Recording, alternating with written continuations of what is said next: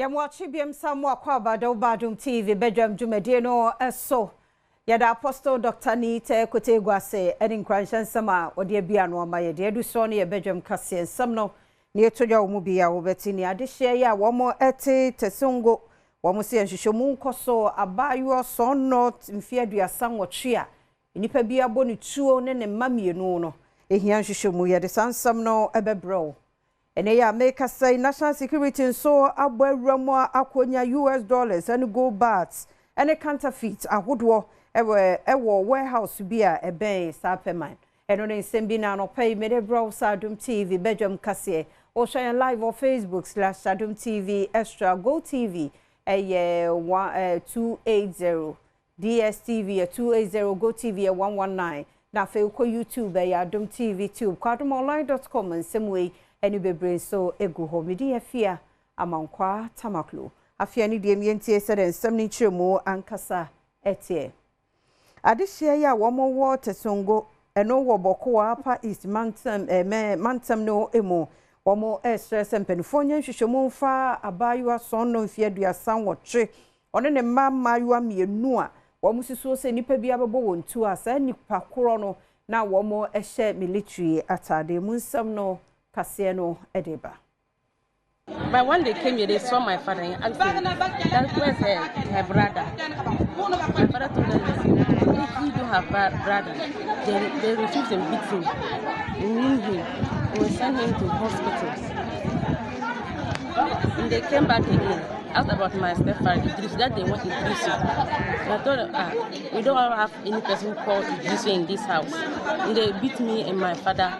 And they sent my father again to hospital again. And today they came here. When they came, when I get and saw them, the person was military uniform. So I thought it's the military. And I ran inside and told my mother that there is military inside the house. My mother told me that I had to go back to sleep. And I went back to sleep. But I couldn't sleep. We don't want any soldier again, our area. I couldn't sleep. But then they killed my stepmother and my younger sisters, two of them. You took one Malay went, Katanam Zeden went so Katanam Bez Dotton, Tanam to do Nay Kadane, also by Yakapin, Zakanana. And when Zakanana Yusa, the Anna soldier, la Uninu soldier uniform. The Payang is of the civilian Canazal Malay, Bele soldier Canazal Malay. So by younger queen, I can know your $12 Nkwen coup o mengno bisa yipes ani bisa tabira ga kon la puala me so jaba men single kanga de kazina wona ba fourth time langa badangan kene na iban boro puala fit ba penyo kako yogo rogo kwen zuli gidi first one la the second one the ask about lent kena kapenyo ngba obon obrada ma uncle mbo ya iban bobo so la menga de ka National security na name kasa one more ensa ka 20 feet shipping containers na niema womu bi US dollars Ghana cedis and counterfeit ahodo Adom TV kase etwasui obi national security Ejumaifo asotere ema wokopie fie bi mu ewo Sapeiman ye ben of akọ ga South Mensini mu a okoye operation ehu niema pi niema bia wo hu ye eye amawodo susika wachechere ne bondre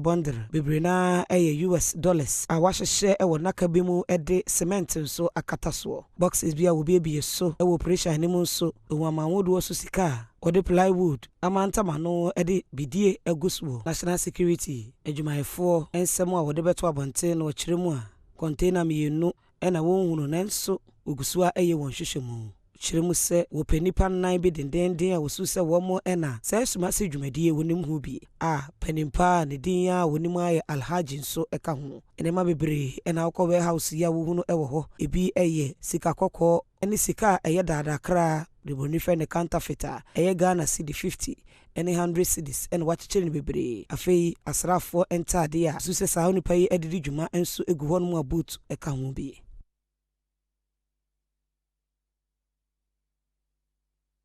Etwa Kasiano eso yenko Upper West region na apomudin atena ye wo ho de atudwa chiremu se wo February bosome no da to so enwotwe mu no enipa 75 na wonmo esiso se meningitis no wonmo enya bienum so no nipa dunan nam so ahwe wonmo enkwa enipa du emienu na sese womo ewa admission abakode mu eden Adom kase etwaso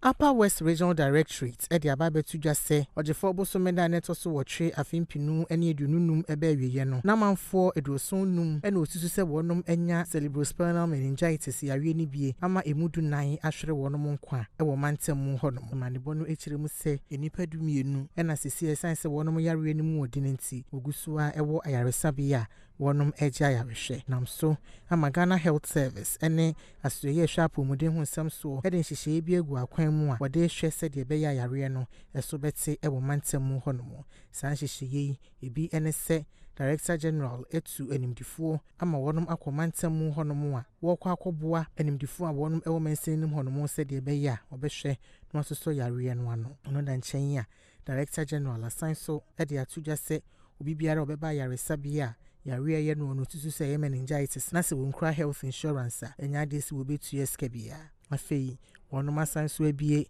emergency operation center se de be ya wone empanyinfo a wonum free ewiase amansan apomudin enkambo mukuo ene aboafo afoforo ebe ye nhyiemu no wahunu akwan pa sa yare a eye tu atese wode be fa so Ghana Health Service asan so aboaboa nnura no se de be ya wode be boa medical stores na watumi nya nnururu ede ahwe wonum a wanyansa yare yi bie sanhihye a waye nyina eda nchen ya ekrum honom nso ahyeda abodwa ehye nananom ahemfo ene kebe omufo a wonum ewo enkura ahodo a yawe etu etese ewo mu se de be ya obeje wonum emmoa ne wonum nimdie na wode aboa wonum a wanya yare ni bie no Yanko efutumensi no sumo na korela yade no emu 356 na wonum a record yankwada mienu ena na meno sunti watu nananom ensiedo nansen abeto dwase mfimfini mantemu no yade se yemtuo eja wonan na wo fia korela no amane muso wo ho Agona West Cape Coast ene awutu Senya East ene mia bi ewo honom a wonya bi nipa dunum ewo admission wo Winneba Municipal Hospital emudu ade no emu eden kase no etwaso a emu be 100 nso egu ahoboaso a ye discharge wo mo kase no etwaso Acting Medical Superintendent awo Winneba Municipal Hospital Dr. Douglas Amponsa Echemwa sisi na so ye no emtuo yade cholera ajo no mu aboso a enipa ahasane aduonum nsia ena enya yade yi ebia emofra meyinu enamu ahwere wonkwa won mo ba ho no dodo na eya apemfo ene mofra woti afare nkura wodo wo efutumensin no emu Dr. Douglas Amponsa Echemwa na so ye ne de betimi bia sebe ye a obetimi aso cholera yade no ano 29 has been confirmed. So the criteria is that if a case comes from where we have confirmed, we don't need to even test that one to say cholera. Because if someone is coming from the same area and the person has been confirmed as a cholera case, then that one is a probable case of cholera. So now out of the 356, we have confirmed 29 out of them. So those are confirmed cases, like these are tested and positive cholera. But majority of these 356 are coming from similar areas. So if you have confirmed a case from this area and you came from there, you are likely to be one. And so now we have 356 cases, we have confirmed one, and then on our radar we have confirmed one death. As at now, we have confirmed two. Starting from the October, we had one death at the October, and then currently we have one death. And this was from the same family. Yamfan concern for Fromo na Ghana Education Service and Penifone dia to just womo ene Ora Adams Mahama Isahaku ya ye headmaster da Pina Senior High School ewo Upper West Mantam no emu atonkwanta apai ni nyina no ye nhwehwemu bia womo ye ai wi ache no won suso se panini du mu efo kase no de nsam ne to so eba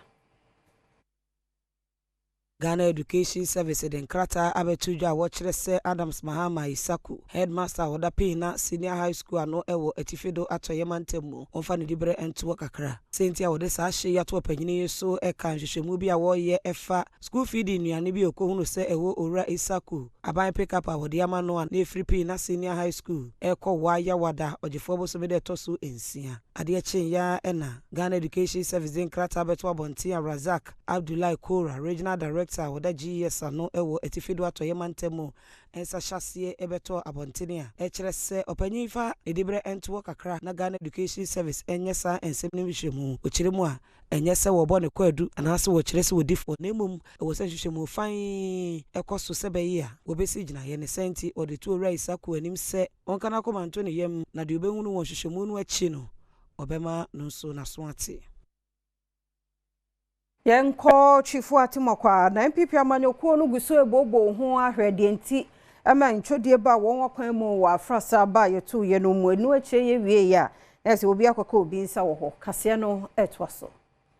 mede adesrede rekwa bonten ene Ghana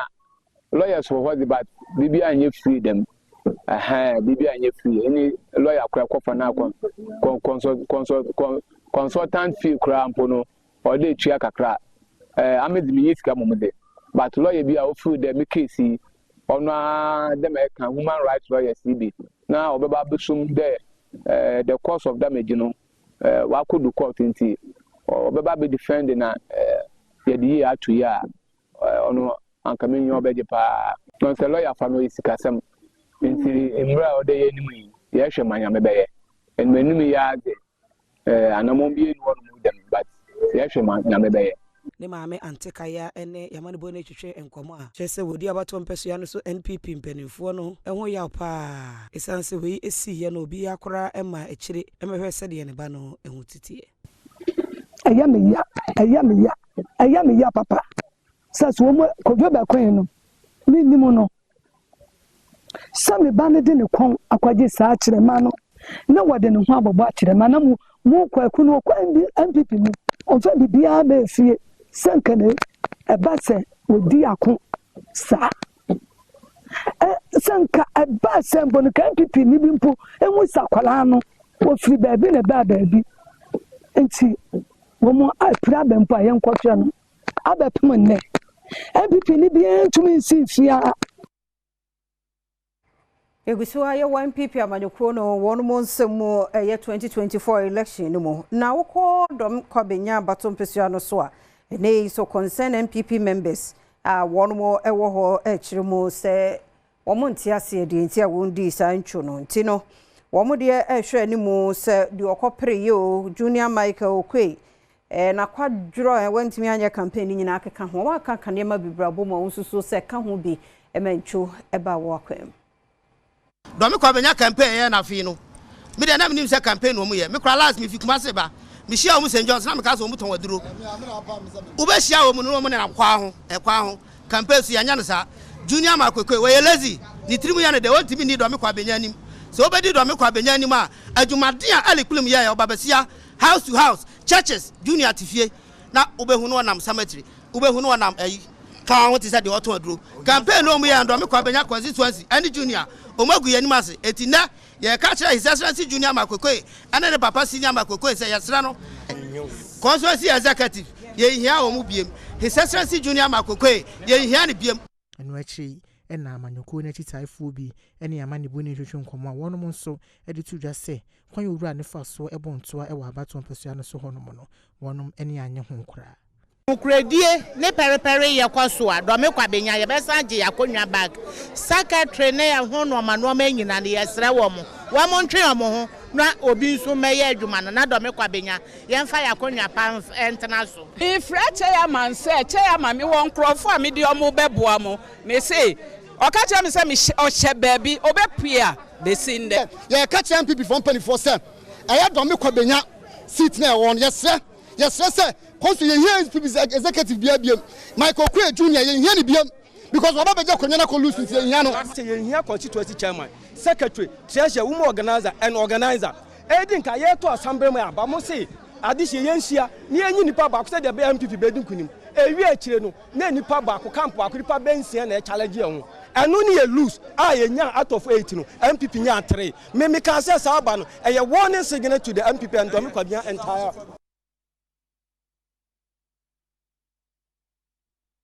Yenye no so na Adom TV Badwam kase na hana bema kwan na no peye de asiase dan koma emre ni adaje wadaroma ye de obon krata no any online de no eto so twen